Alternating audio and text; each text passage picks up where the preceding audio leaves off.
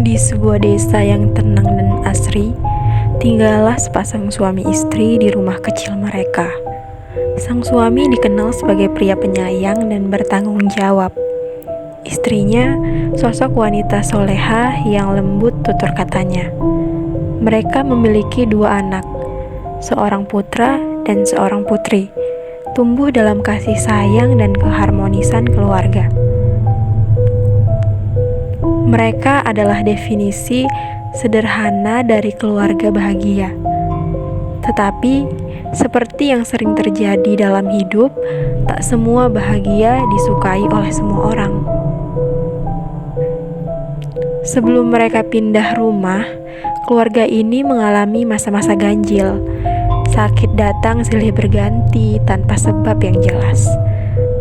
Hari ini, sang ibu terbaring lemas. Minggu berikutnya, sang ayah yang menggigil demam. Belum sempat sembuh, anak-anaknya ikut tumbang. Obat dari dokter tak kunjung mempan. Sampai akhirnya, bisik-bisik tetangga mulai terdengar bahwa keluarga ini mungkin telah menjadi sasaran ilmu hitam karena iri hati dari orang sekitar.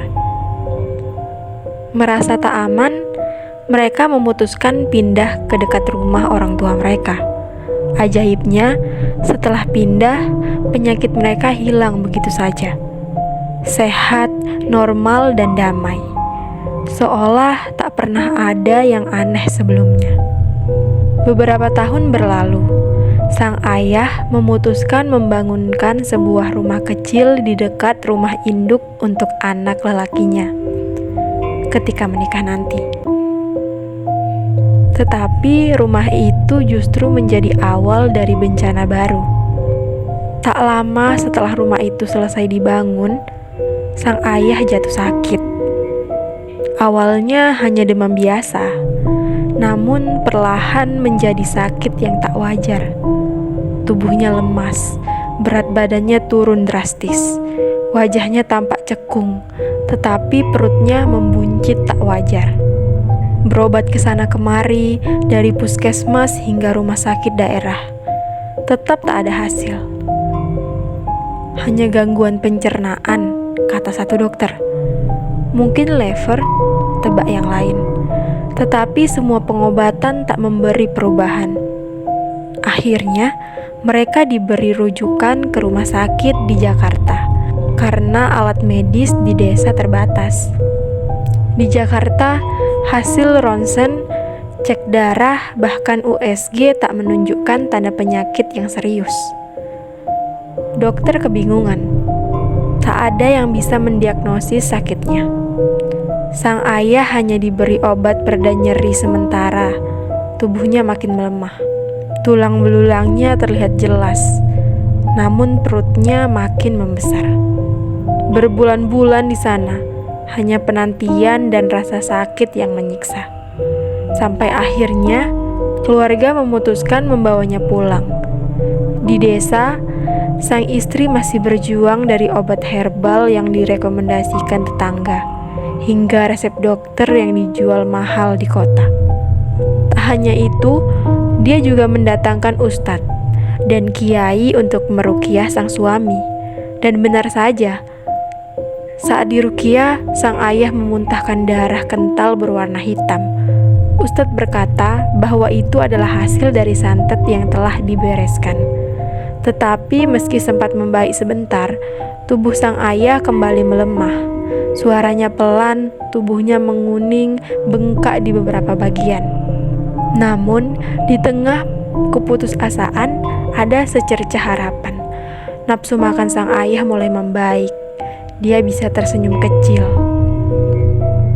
Keluarga pun mulai lega, merasa doa mereka didengar. Tetapi harapan itu hanya fata morgana. Beberapa minggu setelahnya, di malam sunyi, hangat, sang ayah menghembuskan napas terakhir. Isak tangis mengisi seluruh ruangan. Istrinya memeluk jenazah suaminya dengan erat. Anak-anaknya tak berhenti menangis. Namun, yang terjadi setelah itu tak pernah bisa mereka lupakan. Di tengah malam berkabung itu, sang anak lelaki tiba-tiba berteriak. Tubuhnya menegang, matanya kosong. Dia kesurupan. Tetapi bukan jin atau makhluk halus, melainkan jiwa sang ayah yang mengambil alih tubuh anaknya. Dengan suara yang sangat berbeda, lembut dan tak serak seperti suara ayah mereka, sang anak berkata, "Terima kasih sudah merawatku. Maafkan ayah tidak bisa terus hidup bersama kalian. Ayah sudah berusaha, tetapi mereka tidak berhenti menyerang. Kalian harus kuat. Jangan dendam. Biarlah Allah yang membalas." Semua terdiam. Sang ibu hanya bisa menangis sambil mengangguk. Kemudian sang ayah lewat tubuh anaknya menjelaskan alasan sakitnya yang tak masuk akal. Bahwa dia disantet bukan hanya sekali. Meskipun sebelumnya sudah dibersihkan, serangan baru kembali datang. Lebih kuat, lebih ganas. Dan yang paling mengejutkan, pelakunya adalah orang yang mereka kenal. Tetangga sendiri.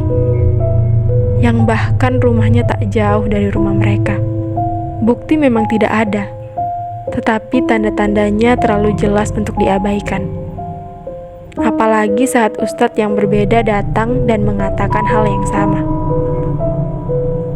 Kalian sudah tahu siapa pelakunya, tetapi kalian memilih diam. Itu jalan orang yang ikhlas. Dan benar, keluarga ini tidak membalas, tidak juga menjelek-jelekkan si pelaku. Mereka memilih diam, berserah pada Tuhan. Keyakinan mereka hanya satu, tidak ada satupun niat jahat yang tidak dibalas olehnya, entah hari ini, besok, atau nanti. Setelah itu, sang anak pun tersadar. Tubuhnya lemas, namun kesadarannya kembali. Wajahnya basah oleh air mata, bukan hanya karena kesedihan, tetapi juga karena keajaiban yang baru saja mereka saksikan. Kini, rumah yang dahulu dibangun untuk masa depan menjadi saksi dari perpisahan yang pahit, tetapi juga menjadi bukti bahwa cinta dan keikhlasan bisa tetap hidup, bahkan di tengah luka yang dalam. Kadang, yang paling jahat bukan hantu dari dunia lain, tetapi hati manusia yang dipenuhi iri. Dan meski dunia tidak adil, mereka tulus dan sabar selalu menemukan cara untuk tetap bahagia, meski kehilangan menyapa. Karena keikhlasan adalah bentuk keberanian yang tak bisa dipatahkan oleh santet iri atau bahkan maut itu sendiri.